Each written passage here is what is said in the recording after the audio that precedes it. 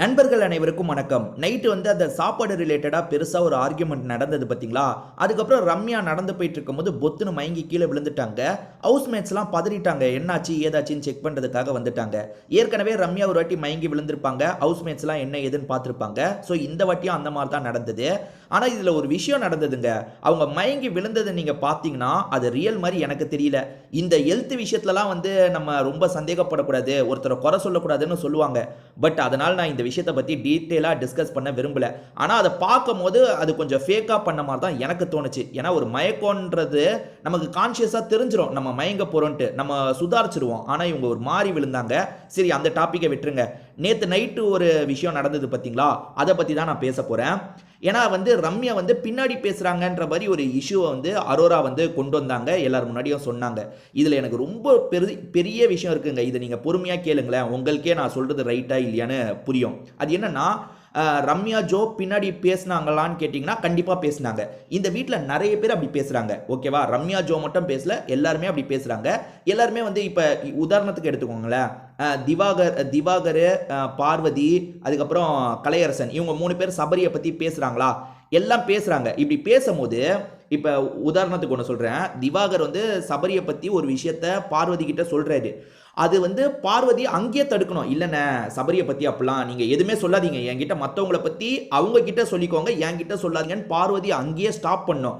அப்படி ஸ்டாப் பண்ணாமல் பார்வதி கேட்டுட்டாங்கன்னா அதை என்றைக்குமே வெளியே சொல்லக்கூடாது. அண்ணன் நீங்கள் அன்றைக்கி சபரியை பற்றி இப்படி சொன்னீங்கல்ல அப்படின்னு பொதுவில் வந்து திவாகரை மாட்டி விடக்கூடாது. அப்படி மாட்டி விட்டால் அது ரொம்ப பெரிய தப்பு. இதே விஷயம் தான் இங்கே பொருந்தும். நான் எக்ஸாம்பிளுக்காக தான் பார்வதி அதுக்கப்புறம் திவாகரை பற்றி சொன்னேன். இப்போ அந்த எக்ஸாம்பிளை இங்கே கொண்டு வாங்க. அது என்னன்னா, அரோரா வந்து சூப்பர் டீலக்ஸ் ஹவுஸ்ல இருந்தாங்களா? அப்படி இருக்கும்போது ரம்யா சூப்பர் டீலக்ஸ் ஹவுஸுக்காக விளையாண்டவங்க. அப்படி விளையாண்டவங்க என்ன பண்றாங்கன்னா, அந்த பிக் பாஸ் ஹவுஸ்ல இருக்கவங்க மேல ஒரு தப்பான ஒப்பீனியன் இருக்கு. ஏதோ ஒன்று, இப்போ கனியை பத்தி ஒன்று சொல்லியிருக்கலாம், அந்த அந்த சைடில் இருக்க எல்லாரை பற்றியும் ஒவ்வொன்று அரோரா கிட்ட பேசியிருக்கலாம், அதுக்கப்புறம் அந்த சுபிக்ஷா பொண்ணு கிட்ட பேசியிருக்கலாம். அது என்ன எப்படி பேசுறாங்கன்னா, நம்ம டீம் கிட்ட அவங்க கிட்ட பிடிக்காத விஷயத்த நம்ம டீம்ல ஷேர் பண்ணலான்ற மாதிரி ஷேர் பண்ணியிருப்பாங்க.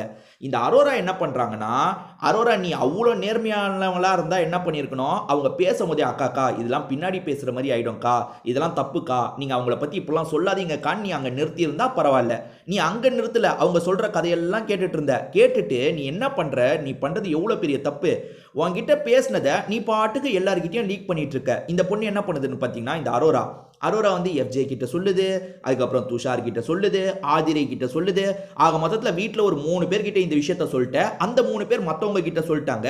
அப்போ ரம்யா பின்னாடி இப்படி பேசுறாளான்ற மாதிரி எல்லாருமே ஷாக் ஆயிட்டாங்க.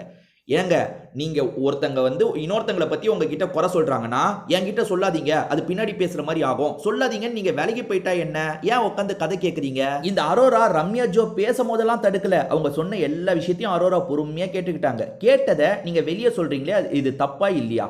அதாவது அவங்க உங்ககிட்ட இல்ல இன்னும் 2 பேர்கிட்ட சொல்லியிருப்பாங்க. ஆனா நீங்க என்ன பண்றீங்கன்னா, எல்லார் முன்னாடியும் போட்டு உடைக்கிறீங்க. பிக் பாஸ் போட்டு உடைக்கிட்டோங்க, இந்த மாதிரி ரம்யா ஜோ பின்னாடி பேசியிருக்காங்கன்னு ஏதாவது ஒரு டாஸ்க் மூலியமா பிக் பாஸ் போட்டு உடைக்கிட்டோம். நீங்க எதுக்கு அதை உடைச்சிட்டு இருக்கீங்க?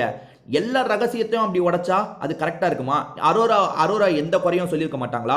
அரோரா குறை சொல்லி நானே பார்த்திருக்கேன். 2-3 பேரை பத்தி குறை சொல்லியிருக்கீங்க. திவாகர் பண்றது அது சரியில்லை, இவங்க பண்றது இது சரியில்லைன்ட்டு.